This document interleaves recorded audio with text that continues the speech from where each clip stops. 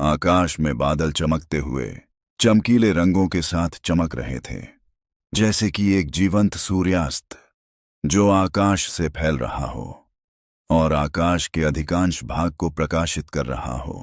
क्या चल रहा है? विपिन ने न केवल इस असामान्यता को देखा, बल्कि विपिन हाउस में हर कोई चिंतित था। मोहन, मिताली और अन्य लोग अपने कमरों से बाहर निकले और उत्सुकता और आश्चर्य में अपने सिर आसमान की ओर उठाए। उनके सामने जो दृश्य था वह स्पष्टतः कोई प्राकृतिक घटना नहीं थी, बल्कि यह संकेत था कि कुछ असाधारण घटित हो रहा था। क्या यह किसी प्रकार के खजाने का जन्म हो सकता है? मोहन ने अटकलें लगाने से खुद को नहीं रोक पाया। असंभव। विपिन ने अपना सिर हिलाया। खजाने से इतनी चमक निकल सकती है, लेकिन इतनी बड़ी गड़बड़ी पैदा करने के लिए बेजोड़ दर्जे की वस्तु की जरूरत होती है। इससे होने वाला दबाव उनके लिए असहनीय होता। इसके अलावा अगर इस देव इस स्तर का कोई खजाना दिखाई देता, तो चंद्रदेव और हाल ही में चले गए अन्य लोग निश्चित रूप से दौड़े चले आते। यह किसी की नजर से छिपा नहीं रहता। तो क्या यह किसी दिव्य जानवर का आगमन हो सकता है? मोहन ने अनुमान लगाना जारी रखा। 7 रंगों वाली रोशनी को अक्सर शुभता का संकेत माना जाता था। ये आमतौर पर खजाने, औषधीय जड़ी बूटियों या दिव्य जानवरों की उपस्थिति का संकेत देती थी। वह किसी अन्य संभावना के बारे में नहीं सोच सकता था। शायद। विपिन ने एक पल के लिए सोचा, लेकिन कोई स्पष्टीकरण नहीं दे सका। जैसे ही वह मोहन से बाहर जाकर कुछ जानकारी इकट्ठा करने के लिए कहने वाला था, एक नौकर जल्दी से कमरे में दाखिल हुआ। गुरुजी, वेनम नाम का कोई व्यक्ति आपसे मिलने आया है। उसे अंदर आने दो। विपिन ने इशारा किया। कुछ ही देर बाद वेनम नौकर के साथ कमरे में दाखिल हुआ। कमरे में कदम रखते ही उसने अपने अपने हाथों को सम्मानपूर्वक ऊपर उठाया और अभिवादन किया। लॉर्ड विपिन, हम। विपिन ने सिर हिलाया। उसकी निगाहें जिज्ञासा से भरी हुई थीं। आम तौर पर वेनम तब तक नहीं आते जब तक कि कोई खास कारण न हो। उनके अचानक आने से जरूरी खबर का संकेत मिलता था। विपिन की प्रश्नवाचक दृष्टि को देखते हुए वेनम ने जल्दी से समझाया। मुझे अभी खबर मिली है कि वरिष्ठ भाई पूरे दिन आपके ठिकाने के बारे में पूछताछ कर रहे हैं। मुझे पहले से ही पता है। विपिन ने सिर हिलाया। द्वारिका अचानक तलवार चाकू सेक्ट पर आ गया था और उसने सुभाषिस को हमला करने का आदेश दिया था। यह स्पष्ट था कि उसका ठिकाना पता चल चुका था। मैंने जो सुना है उसके अनुसार मेरे शिक्षक मेरे शिक्षक आपके खिलाफ कार्रवाई करने की योजना बना रहे हैं। वेनम ने अपनी चिंता प्रकट करने से पहले एक पल के लिए हिचकिचाहट दिखाई। सुभाषिस को हराने के लिए रेड चेरी ब्लॉसम का इस्तेमाल करने के लिए मजबूर होने के बाद उसने पहले तो इस बारे में ज्यादा नहीं सोचा था। हालांकि वापस लौटने पर उसे एहसास हुआ कि कुछ गड़बड़ है और उसने सुभाषिस की हाल की हरकतों की सावधानीपूर्वक जांच की। उसका संदेह सही साबित हुआ। विपिन ने बस इतना ही जवाब दिया, मैंने पहले ही इतना अनुमान लगा लिया था। हालांकि उसने सुभाषिस के साथ द्वंद्व युद्ध के दौरान मो दाओ तकनीक का इस्तेमाल नहीं किया था, लेकिन तकनीक की उसकी समझ ने उसे पहले से ही हमलों से बचने में मदद की। इससे दूसरे पक्ष को कुछ सुराग मिल सकते थे। भुवनेश्वर की हत्या के बाद से विपिन ने द्वारिका के साथ अपने रिश्ते को सुधारने की कोशिश छोड़ दी थी। उनका झगड़ा नॉर्मल था।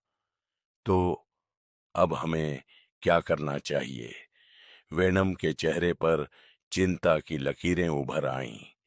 हालांकि मोबाई ने उसे दोषपूर्ण ब्लेड तकनीक सिखाई थी, फिर भी वह उसका शिक्षक था। दूसरी ओर विपिन दोनों ही दुर्जय थे और उन्होंने उनके प्रति बहुत दयालुता दिखाई थी। दोनों के साथ अच्छे संबंध बनाए रखना एक दुविधा थी। आप उसे मेरी पहचान बता सकते हैं।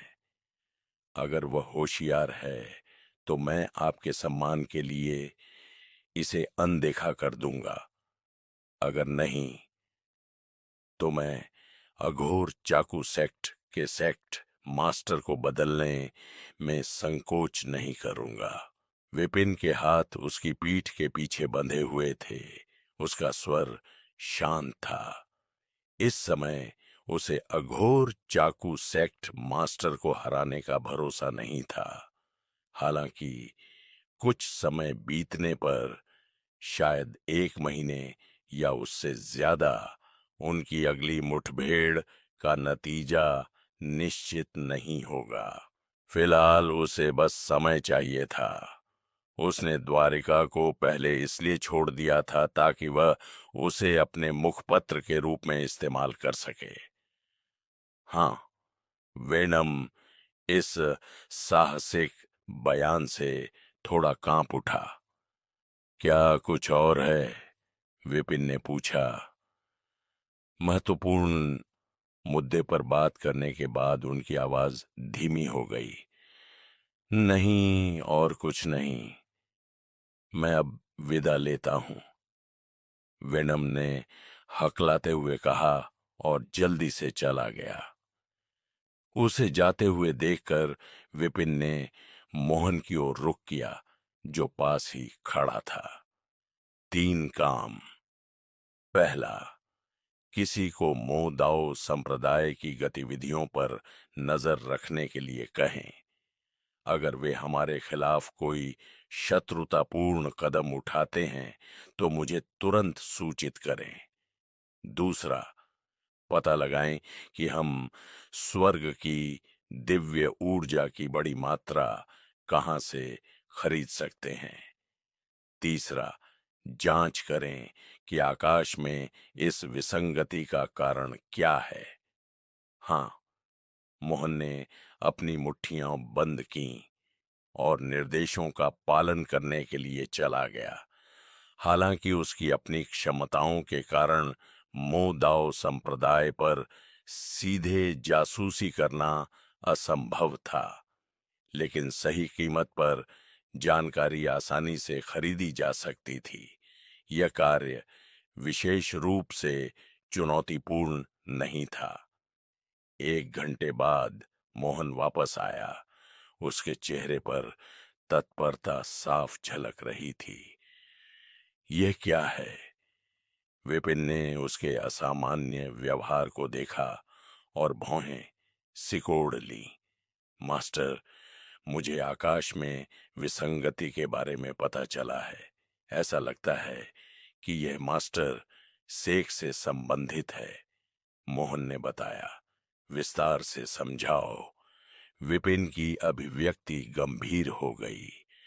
आकाश में यह घटना न केवल बनी रही, बल्कि समय के साथ और भी अधिक जीवंत हो गई, जैसे क्षितिज पर धधकते हुए अग्नि के बादल।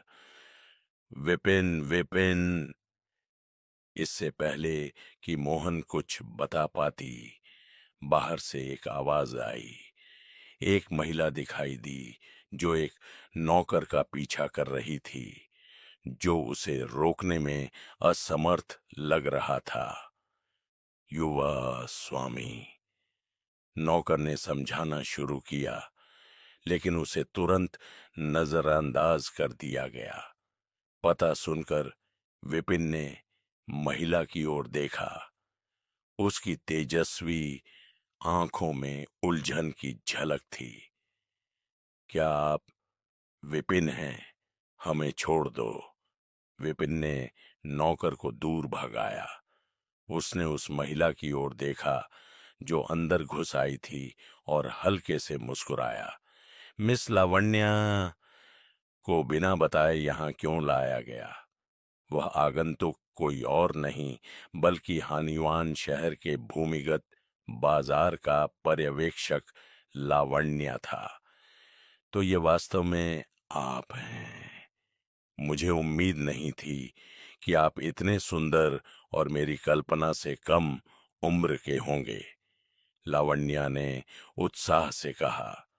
इससे पहले उसने उसे सिर्फ भुवनेश्वर के वेश में ही देखा था। वह जानती थी कि वह जवान है, लेकिन उसने यह उम्मीद नहीं की थी कि वह इतना आकर्षक और करिश्माई होगा। विपिन ने अजीब तरह से खांसी। बहुत ज्यादा सुंदर होना उसके बस की बात नहीं थी। वाकई यह एक बोझ था। मुझे आपसे जरूरी काम है। मायावंश शहर में हमने जिस मामले पर चर्चा की थी, क्या वह अभी भी वैध है? लावण्या ने सीधे पूछा। उसका पहले का आश्चर्य ध्यान में बदल गया। मेरे कबीले की चयन प्रतियोगिता आज दोपहर से शुरू होने की घोषणा की गई है। क्या आप मेरी मदद करने के लिए समय निकाल सकते हैं? आज दोपहर? विपिन चौंका। पहले वे इस बात पर सहमत हुए थे कि वह आधे महीने बाद कबीले की चयन प्रक्रिया में सहायता करेगा। केवल 6 या 7 दिन ही बीते थे। क्या इतना बड़ा पारिवारिक कार्यक्रम मनमाने ढंग से आगे बढ़ाया जा सकता है? हाँ, लावण्या के चेहरे पर बेचैनी और बेबसी दोनों झलक रही थी। मैंने और अच्छी तरह से तैयारी करने और आपका बोझ कम करने की योजना बनाई थी, लेकिन इससे पहले कि मैं मौका पाती, यह खबर आ गई। कुलों का चयन आमतौर पर सख्त और सावधानी पूर्वक किया जाता है। अचानक बदलाव क्यों? विपिन ने भौहें सिकोड़ी। यह असामान्य रूप से बेतरतीब लग रहा था। लावण्या ने आसमान की ओर देखा। यह सब इस विसंगति के कारण है। विपिन की जिज्ञासा और भी बढ़ गई। आसमान में चमक को कल्याण लोक की चमक कहा जाता है। यह स्वर्ग के भाग्य कल्याण लोक के मूल के सक्रिय होने के कारण होता है, लावण्या ने समझाया। कल्याण लोक की चमक, कोर सक्रियण। क्या आप शैडो ऑफ जाइल के बारे में बात कर रहे हैं? विपिन की अभिव्यक्ति बदल गई, क्योंकि उसे एहसास हुआ। वह जल्दी से मोहन की ओर मुड़ा, जिसने पुष्टि में सिर हिलाया। उत्साह और प्रत्याशा की लहर उसके सीने में भर गई। स्वर्ग का, कल्याण लोक के कोर की सक्रियता। क्या इसका मतलब यह हो सकता है कि मास्टर शेख इसे परिष्कृत करने वाला था? जेनिथ किंगडम के पास एकमात्र जात स्वर्ग का भाग्य कल्याण लोक शैडो ऑफ जाइल थी। मास्टर शेख का पीछा किया गया था और तब से वह चुप था। विपिन ने उसे बचाने के लिए कड़ी मेहनत से यहां तक यात्रा की थी। फिर भी इससे पहले कि वह डोमेन में प्रवेश करने का कोई रास्ता खोज पाता, मास्टर शेख ने पहले ही इसके कोर को सक्रिय कर दिया था। क्या इसका मतलब ये हो सकता है कि शोधन प्रक्रिया लगभग पूरी हो चुकी थी और सफलता आसन्न थी? यदि ऐसा है तो यह अविश्वसनीय खबर है। हम मास्टर शेख के बारे में बात कर रहे हैं। अगर वह सर्वोच्च शक्ति प्राप्त करने में सफल हो जाता है तो वह किसी और की तुलना में कहीं अधिक विश्वसनीय होगा। कम से कम तब मुझे स्वर्ग की दिव्य ऊर्जा की तलाश में इतनी दयनीय रूप से भटकना नहीं पड़ेगा। यह सही है, ये शैडो ऑफ जाइल है। विपिन के विचारों से अनजान लावण्या ने पुष्टि में सिर हिलाया। यह स्थान सक्रिय हो रहा है। इसका आपके परिवार की प्रारंभिक चयन प्रक्रिया से क्या संबंध है? अपनी प्रारंभिक उत्तेजना के बाद विपिन ने जिज्ञासा से पूछा। स्वर्ग के भाग्य का कल्याण लोक आउटर एरिया, इनर एरिया और कोर एरिया में विभाजित है।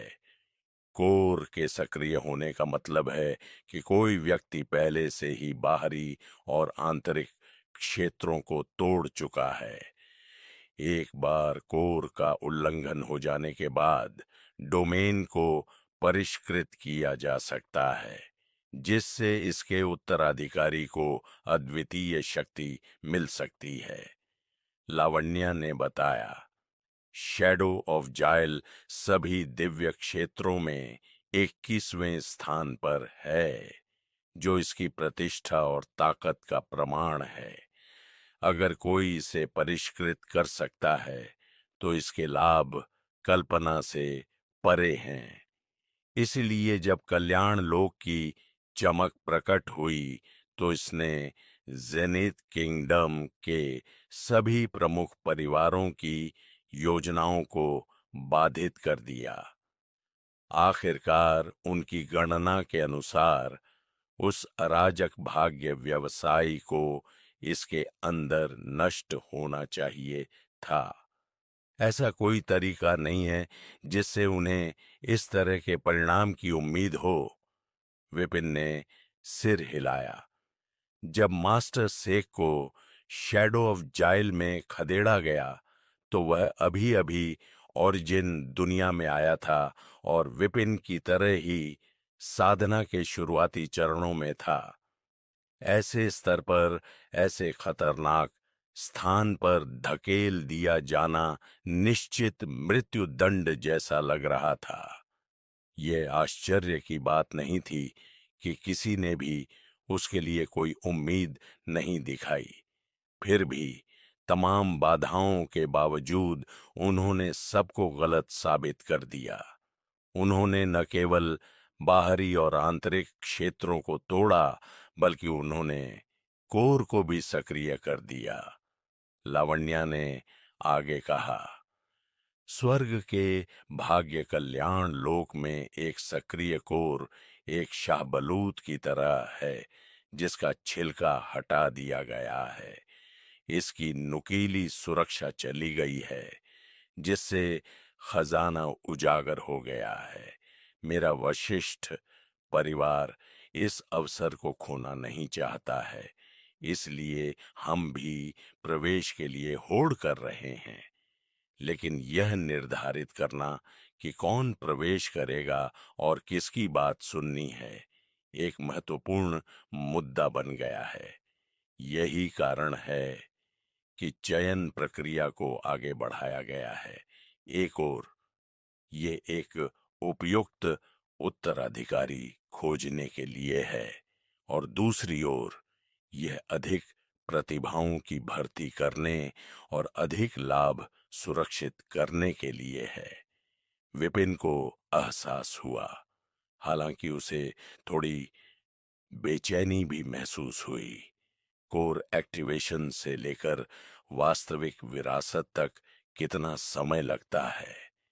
स्वर्ग का भाग्य कल्याण लोक एक महाशक्ति के अवशेषों से बना है और इसके केंद्र में अपार ऊर्जा है।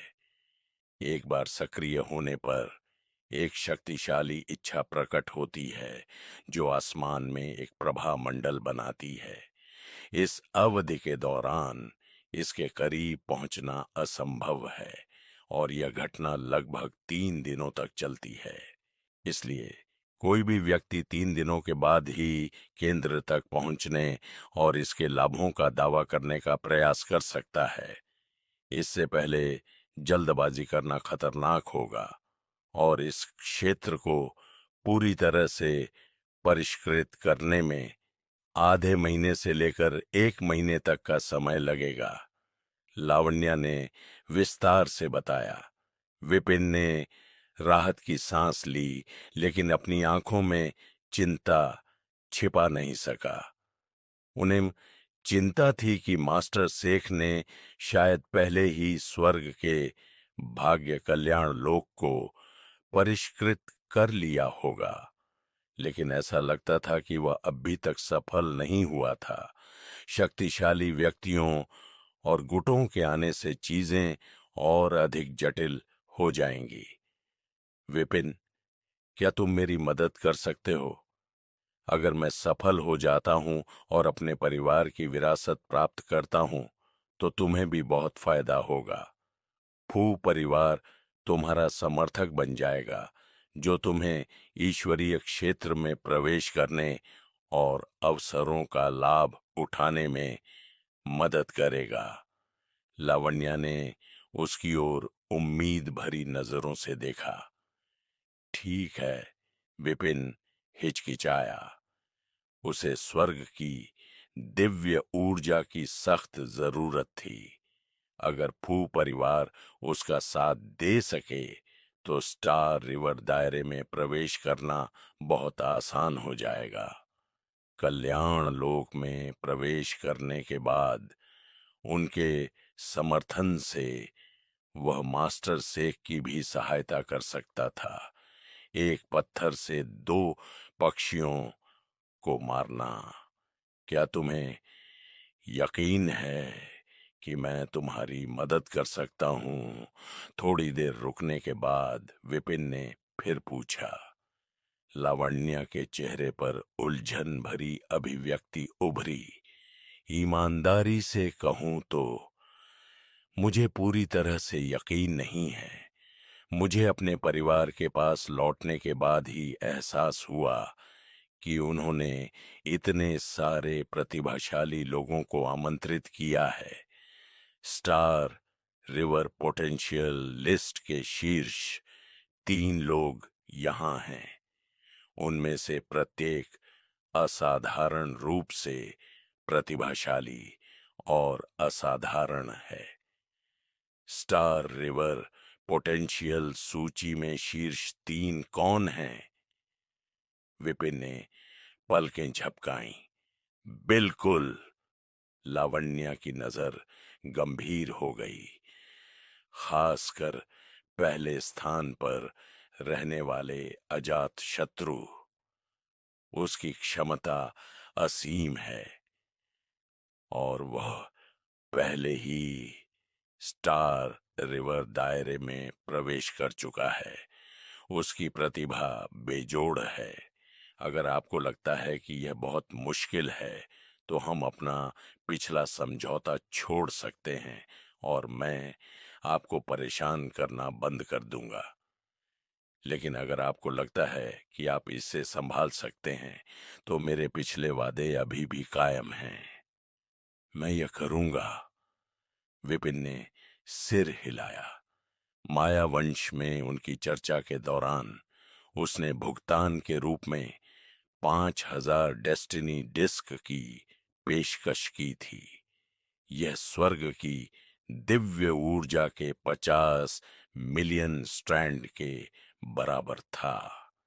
ऐसे आकर्षक प्रस्ताव को कौन ठुकराएगा? सचमुच? क्या तुम मेरे लिए जोखिम उठाने को तैयार हो? उसे इतनी आसानी से सहमत होते देख लावण्या की आंखें अविश्वास और कृतज्ञता दोनों से चमक उठीं। एक पल के लिए विपिन को एक अजीब आकर्षक ऊर्जा ने घेर लिया। फॉक्स चार्म, स्वर्ग के भाग्य का आकर्षण। यह महिला अभी भी उसे अपना वफादार अनुयायी बनाने पर आमादा थी। तो इसमें खतरा है तो मैं नहीं जाऊंगा। विपिन ने अपना सिर हिलाया। लावण्या की आंखें फड़क उठीं। उसने सोचा कि अपने सामान्य आकर्षण पर वापस लौटकर वह सिर्फ सौदा करने के बजाय वास्तव में उसका वफादारी जीत सकती है। फिर भी वह फिर से असफल रही। क्या तुम्हारे दिल में मेरा कोई स्थान नहीं है? मुंह बनाते हुए लावण्या का चेहरा शिकायत से भर गया। दुख और लालसा से भरी उसकी निगाह में फॉक्स चार्म डेस्टिनी की एक तकनीक थी जिसे अनूठा दया के रूप में जाना जाता है। एक नजर ही किसी भी आदमी के दिल में सहानुभूति जगा सकती है। बेशक, विपिन ने सिर हिलाया। लावण्या खुश हो गई, लेकिन इससे पहले कि वह जवाब दे पाती, उसने उसके अगले शब्द सुने। 5000 डेस्टिनी डिस्क। क्रोध भड़कने पर उसकी दृष्टि धुंधली हो गई। हालांकि उसका आकर्षण उसकी 7 बहनों में सबसे ज्यादा मजबूत नहीं था, फिर भी यह पुरुषों और महिलाओं दोनों को प्रभावित करने के लिए पर्याप्त शक्तिशाली था। फिर भी वह यहां था, उससे ज्यादा डेस्टिनी डिस्क में दिलचस्पी रखता था। आपने कहा था कि चयन आज दोपहर से शुरू होगा, है ना? अगर हम अभी नहीं निकले तो हमें देर हो जाएगी। विपिन ने एक नकारात्मक लहर के साथ बातचीत को बीच में ही समाप्त करते हुए टिप्पणी की। निराश लेकिन शांत भाव से लावण्या ने सिर हिलाया। जबकि विपिन की प्रतिभा प्रभावशाली थी, उसे चुनने का उसका फैसला मुख्य रूप से इसलिए था क्योंकि वह उसके आकर्षण से अछूता था। अगर वह उसे प्रभावित नहीं कर सकती थी, तो यह असंभव था कि दूसरे भी ऐसा कर सकें। कम से कम उसे इस बात की चिंता नहीं करनी पड़ेगी कि उसकी बहनें उसे चुरा ले जाएंगी। ऐसा कुछ जो पहले भी हो चुका था। ध्यान आकर्षित करने से बचने के लिए लावण्या एक गाड़ी में आई थी। नाशकदेव के बिना विपिन उसके पीछे गया और उसमें चढ़ गया। गाड़ी आरामदायक थी और उसमें हल्की खुशबू थी। गाड़ी के अंदर बैठे विपिन को एक खूबसूरत महिला के साथ गाड़ी साझा करने में कोई परेशानी नहीं हुई। इसके बजाय उसने अपनी भौहें सिकोड़ी और अपना ध्यान स्वर्ग की लाइब्रेरी की ओर लगाया। अनगिनत किताबों के बीच भावनात्मक धागों के एक जाल ने किसी तरह एक बहती नदी को फंसा लिया था, उसे कोकून की तरह लपेट लिया था। क्या यह फॉक्स चार्म डेस्टिनी है? विपिन दंग रह गया। क्या यह केवल महिलाओं की नियति नहीं थी? वह इसे क्यों समझेगा? क्या इसका मतलब यह था कि उसे दूसरों को भी प्रभावित और लुभाना होगा? इस विचार से विपिन की पलकें फड़कने लगीं और वह बेचैनी से भर गया। ऐसा नहीं था कि उसमें बहुत ज्यादा मर्दाना अहंकार था, लेकिन फॉक्स चार्म स्वाभाविक रूप से स्त्रैण था। क्या होगा अगर भुवनेश्वर के रूप में उसके छिपे हुए समय ने उसे बदल दिया हो, उसे और ज्यादा स्त्रैण बना दिया हो। उसने स्वयं को लाल चोगा पहने, पैर पर पैर रखकर बैठे कढ़ाई करते हुए कल्पना की, और वह रोने के कगार पर मुंह बनाने से खुद को रोक नहीं सका। इस बीच लावण्या अभी अभी गाड़ी में चढ़ी थी। अपनी पिछली शर्मिंदगी को शांत करने के बाद वह मंद मंद मुस्कुराई और अपना लबादा ढीला ढीला करने लगी। बहुत गर्मी है। कपड़ा थोड़ा खिसक गया, जिससे उसके गोरे कंधे और छाती की कोमल गोलाइयां दिखने लगीं। निश्चय ही यदि शब्द उसे आकर्षित नहीं कर सकते तो कार्य ही काम आ सकता है ना? आत्मसंतुष्ट महसूस करते हुए उसने अपने सामने बैठे युवक की ओर देखा, केवल यह देखने के लिए कि उसकी अभिव्यक्ति अविश्वास से पीड़ा में बदल गई थी, जैसे कि वह रोने वाला था। लावण्या चकित थी। अभी क्या हुआ? क्या मुझे नंगा देखकर उसे उल्टी सी होने लगी? क्या ऐसा हो सकता है? उसे महिलाएं पसंद पसंद नहीं हैं। रहने भी दो।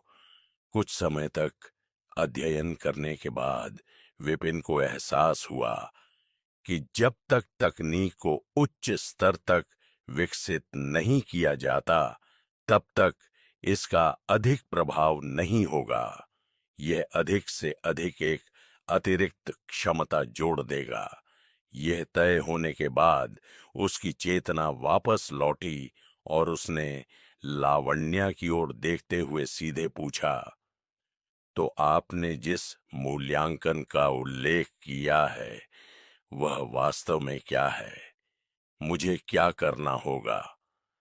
लावण्या ने बताया, मूल्यांकन शुरू होने से पहले कबीले के नेता द्वारा बारीकियों का निर्धारण किया जाएगा। इसलिए मैं पूरी तरह से निश्चित नहीं हूं, लेकिन एक बात निश्चित है, आपकी प्रतिभा जितनी अधिक होगी मेरे लिए उतना ही बेहतर होगा। विपिन ने सिर हिलाया। इस समय लावण्या एक एंजल निवेशक की तरह लग रही थी और वह एक स्टार्टअप उद्यमी की तरह था। भविष्य में उसकी उपलब्धियां जितनी अधिक होंगी, उसे उतनी ही अधिक शक्ति मिलेगी। इसके विपरीत अगर वह दिवालिया हो जाता है तो निवेशक के रूप में उसे प्रतिक्रिया का सामना करना पड़ेगा। यह कुछ वैसा ही था जैसे कि फॉक्स चार्म डेस्टिनी में कुशल लोग होनहार विद्वानों को मोहित करने के लिए घूमते रहते थे तथा आशा करते थे कि वे शाही परीक्षाओं में सर्वोच्च सम्मान प्राप्त करेंगे। इस प्रकार सच्ची फॉक्स चार्म डेस्टिनी में अंधाधुंध छेड़खानी या बहकाना शामिल नहीं था। इसके लिए सावधानी पूर्वक चुनाव की आवश्यकता थी। फॉक्स चार्म डेस्टिनी की ताकत काफी हद तक मंत्रमुग्ध व्यक्ति के साथ संबंध पर निर्भर करती है। इस पर विचार करते हुए विपिन को एहसास हुआ कि लावण्या ने उसे चुनने से पहले बहुत सोच विचार किया होगा। इस विचार से उसे थोड़ा बेहतर महसूस हुआ, इसलिए उसने पूछा, आपने अपने फॉक्स चार्म डेस्टिनी के साथ किस स्तर की महारत हासिल की है और बाकी के बारे में क्या? लावण्या ने अजीब तरीके से जवाब दिया, मैं केवल पहले लेवल के पीक के शिखर तक ही पहुंच पाई हूं, आगे नहीं बढ़ पाई हूं। अन्य 6 में से 4 दूसरे चरण तक पहुंच चुके हैं और शेष 2 मेरे जैसे ही हैं। यह कोई खास फायदा नहीं है। विपिन ने अपना सिर हिलाया। बहुत ज्यादा नहीं, कहना कम था। यह व्यावहारिक रूप से सबसे निचले स्तर पर था। हालांकि केवल एक स्तर का अंतर था, लेकिन पहले और दूसरे चरण के बीच का अंतर बहुत ज्यादा था, जो उच्च स्तर पर मौजूद लोगों को महत्वपूर्ण लाभ प्रदान करता था। अपनी दिव्य ऊर्जा को चलाओ। हो सकता है कि मैं तुम्हें कुछ ही समय में सुधारने में मदद कर सकूं। विपिन ने कुछ सोचने के बाद सुझाव दिया। मुझे सुधारने में मदद करोगी? तुमने फॉक्स चार्म डेस्टिनी का भी अध्ययन किया है? लावण्या ने उत्सुकता से पूछा। विपिन ने जोर से अपना सिर हिलाया, जैसे कोई खड़खड़ाता हुआ ड्रम हो, और तुरंत इनकार करते हुए कहा, बिल्कुल नहीं। मैंने सोचा कि एक अतिरिक्त हाथ से मुझे काम करने के लिए ज्यादा जगह मिल जाएगी। लेकिन अगर तुम्हें इसमें कोई दिलचस्पी नहीं है तो भूल जाओ। इसे भूलने की कोई जरूरत नहीं है। लावण्या ने हल्के से मुस्कुराते हुए आकर्षण दिखाया। बस इतना जान लो, जब मैं अपनी पूरी शक्ति का इस्तेमाल करती हूं तो यह काफी शक्तिशाली होता है। अगर तुम मंत्रमुग्ध हो जाओ तो मुझे दोष मत देना। विपिन ने सिर हिलाया। बिना किसी देरी के लावण्या की आंखें दृढ़ संकल्प से चमक उठीं, क्योंकि उसने अपने मूल रूप को पुनः प्राप्त करने के बाद पहली बार अपनी फॉक्स चार्म डेस्टिनी को पूरी ताकत से सक्रिय किया। तंग गाड़ी एक हल्के गुलाबी रंग के साथ चमकती हुई लग रही थी, जो एक मादक आभा बिखेर रही थी। इसकी एक भी सांस किसी को चकित और आवेगपूर्ण बना सकती थी। लावण्या का लबादा उसके कंधों से खिसक गया, जिससे उसके नंगे कंधों और पैरों की आकर्षक झलक दिखाई देने लगी। सीमित स्थान में फॉक्स चार्म डेस्टिनी की ऊर्जा प्रवाहित हुई, जिससे उसका आकर्षण और भी बढ़ गया। जबकि उसकी महारत पहले चरण में बनी रही, वास्तविक प्रभाव पर्यावरण के कारण लगभग दूसरे चरण में था। जैसे ही लावण्या ने सोचा कि आखिरकार विपिन स्वेच्छा से उसके सामने झुक जाएगा, उसकी तिरस्कार भरी आवाज गूंजी, भाई साहब, यहां होंठ काटना है, पिज्जा काटना नहीं। सेंसुअल बनो, साइको नहीं। ऊपर वाला दांत जब नीचे वाले होंठ से फ्लर्ट करे तभी तो जलवा बनेगा, वरना लगेगा कि ब्रश करना भूल गए हो। कमर की बात करूं तो माफ करना, अभी तो लग रही है जैसे सीधे किसी योगा क्लास से उठकर आ गई हो। अकड़ ऐसी जैसे बुआ जी के ताने सुन रही हो। थोड़ा रिलैक्स करो। कमर से कहो, बेबी, आज स्वैग दिखाना है। कपड़े उतारना अट्रैक्शन है, लेकिन लिमिट क्रॉस करोगी तो फैशन शो नहीं, वॉशिंग मशीन लगेगी। याद रखो, रहस्य हमेशा रिवील से सेक्सी होता है। सब कुछ दिखा दिया तो लोग बोलेंगे, अरे ये तो सबको दिखा रही है। थोड़ा पर्दा रखो ताकि लोग सोचें क्या छुपा है इसके पीछे, और तुम कहो, तू डिजर्व नहीं करता जानने को। खुद को रोक पाने में असमर्थ विपिन करीब आया और लगातार सुधार करने लगा। कोई आश्चर्य नहीं कि यह महिला इतनी खूबसूरत थी, फिर भी दूसरे चरण में प्रवेश नहीं कर सकी। स्वर्ग के मार्ग की लाइब्रेरी की जांच के तहत उसकी खामियां स्पष्ट थीं। उनमें से दर्जनों खामियां सिर्फ एक पृष्ठ पर।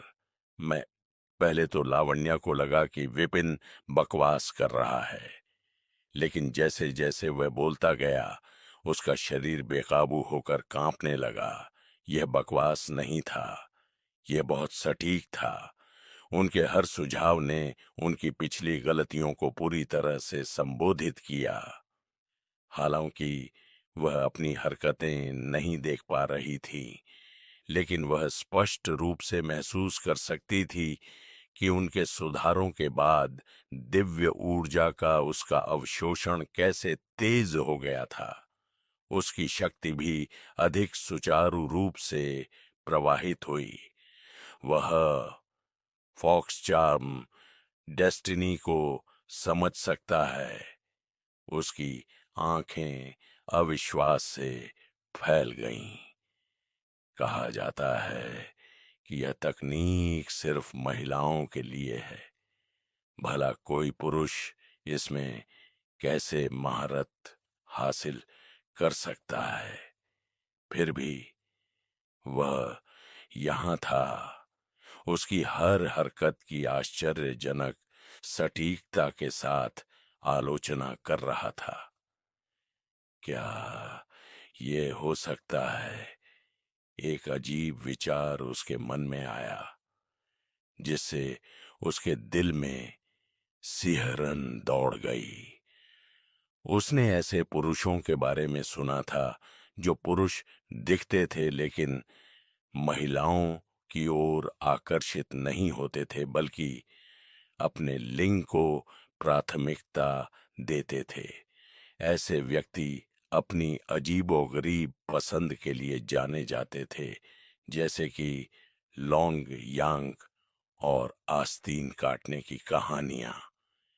क्या विपिन उनमें से एक हो सकता है?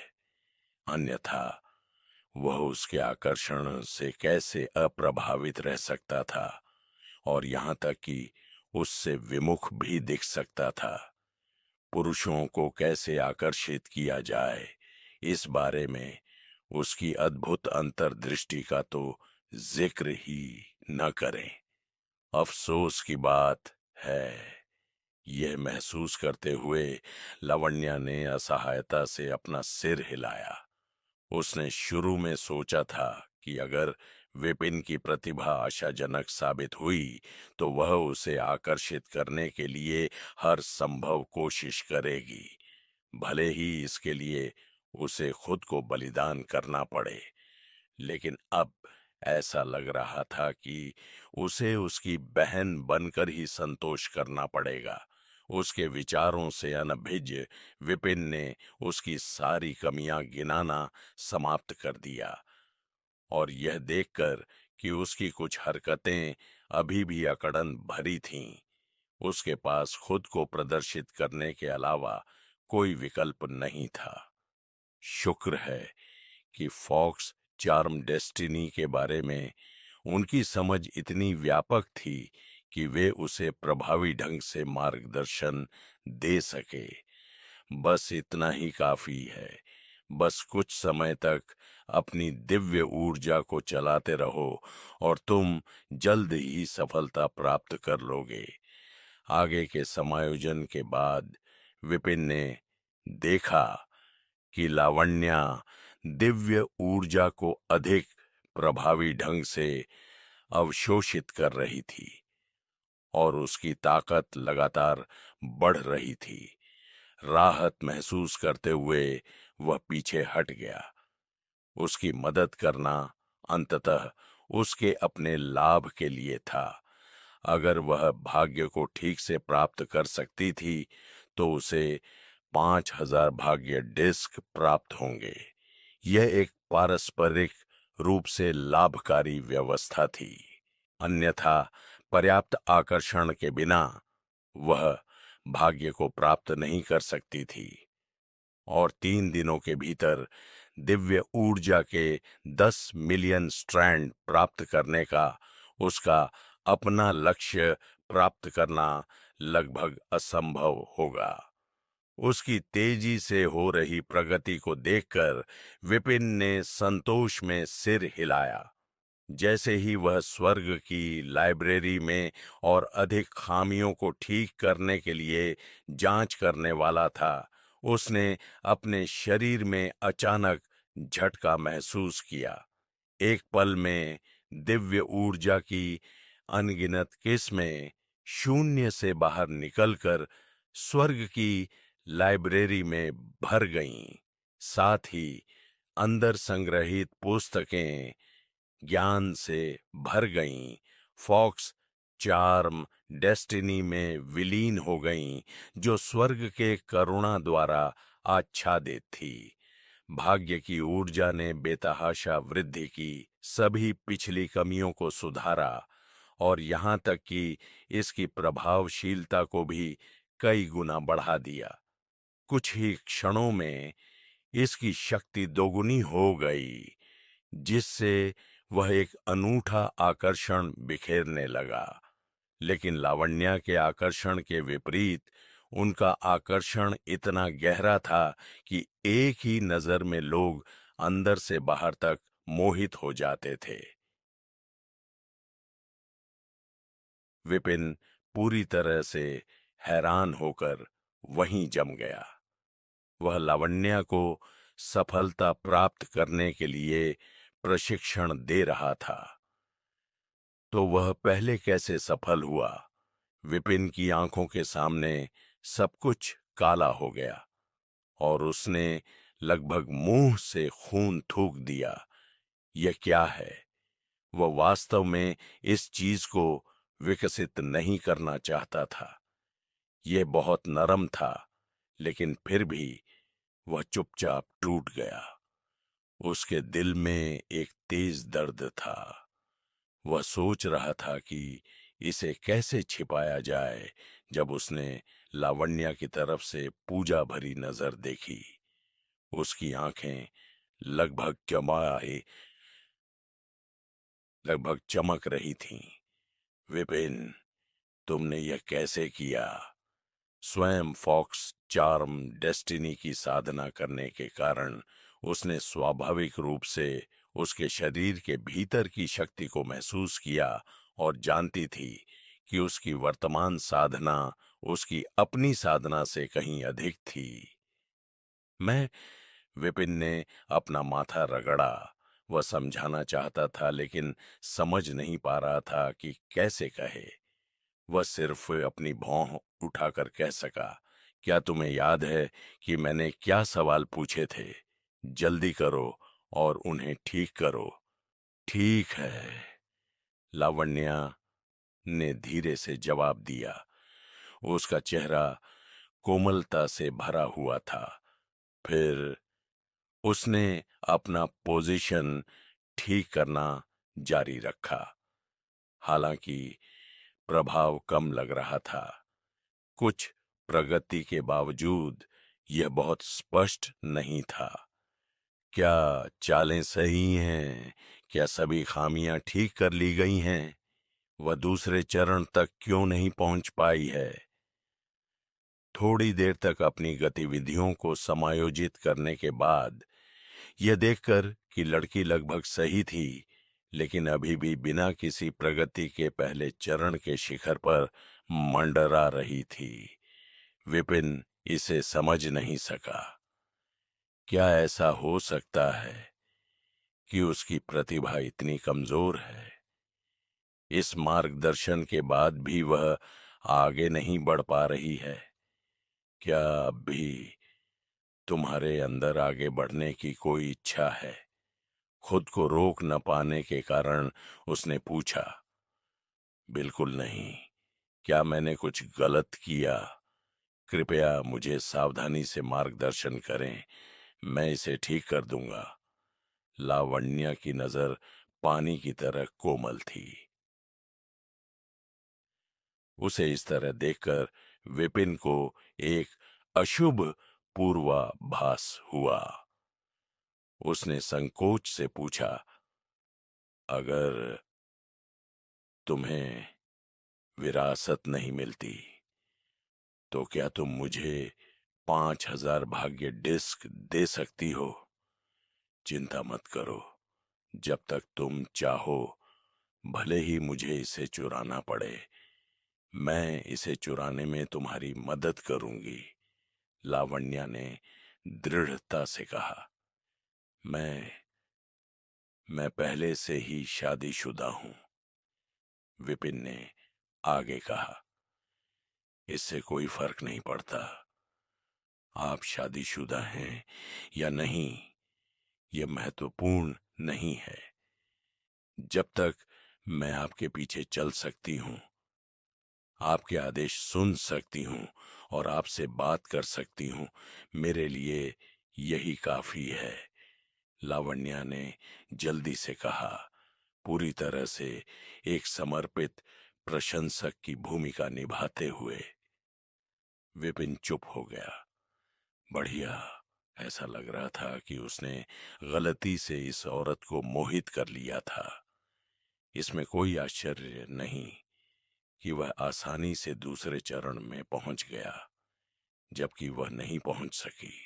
फॉक्स चारम डेस्टिनी के साथ सफलता तभी मिल सकती थी जब वह सफलतापूर्वक मंत्रमुग्ध हो जाए, लेकिन जब वह अविचलित रहा तो उसे सिखाने से वास्तव में वह उसकी और अधिक प्रशंसा करने लगी।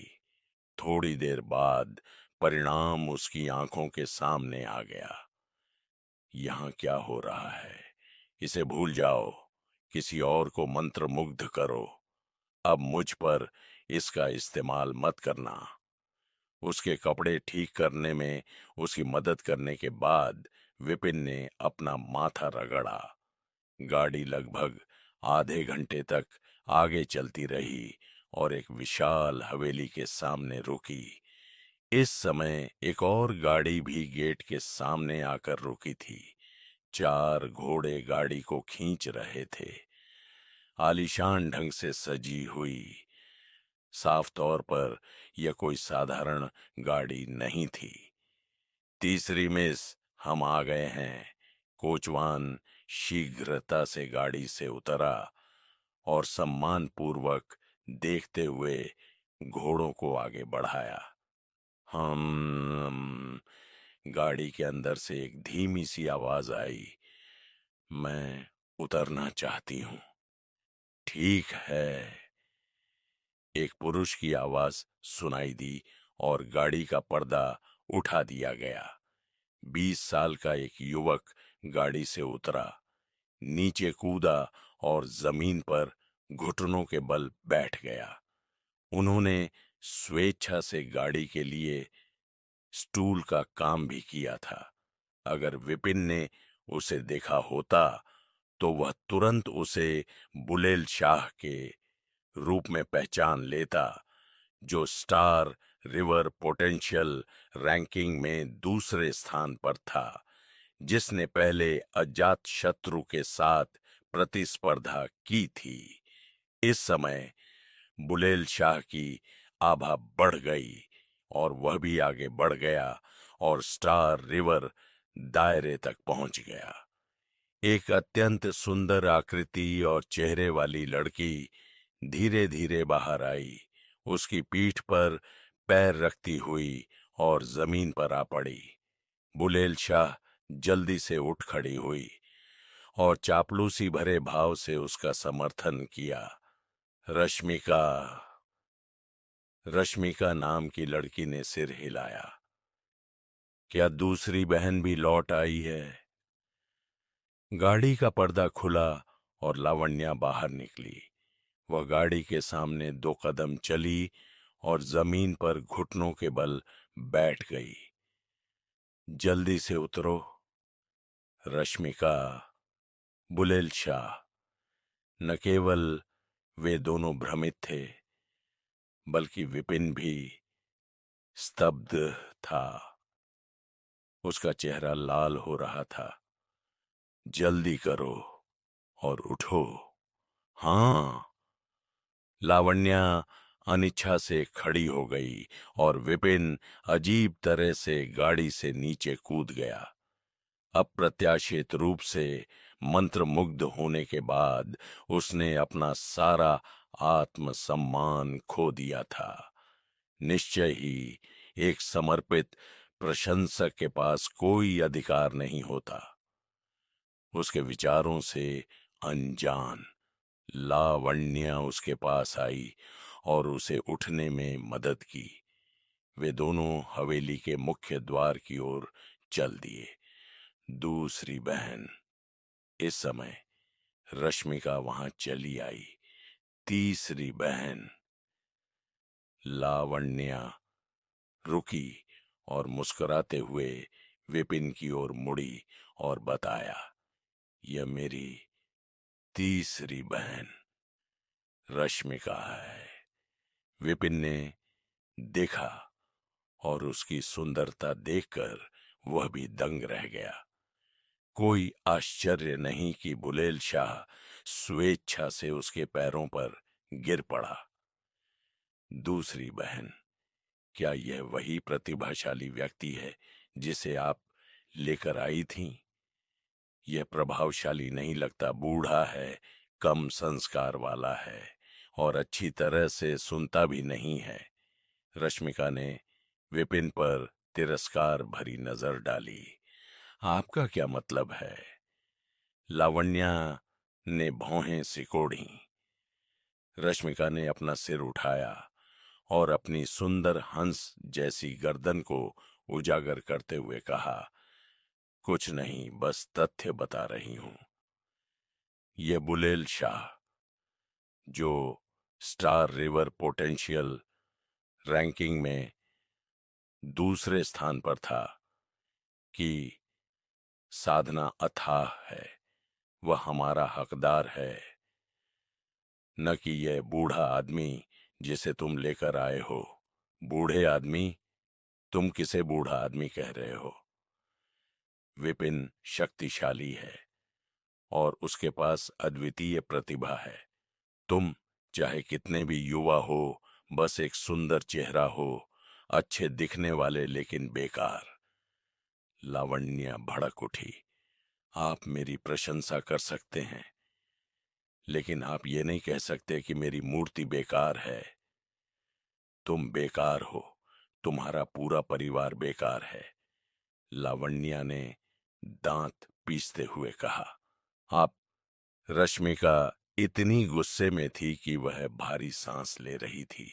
यह देखकर विपिन को थोड़ा अजीब लगा। स्थिति हाथ से बाहर जाने लगी थी। उसके गुस्से को देखकर रश्मिका ने उसे दबा दिया और अपनी आस्तीन एक तरफ फेंक दी और सीधे खड़ी हो गई।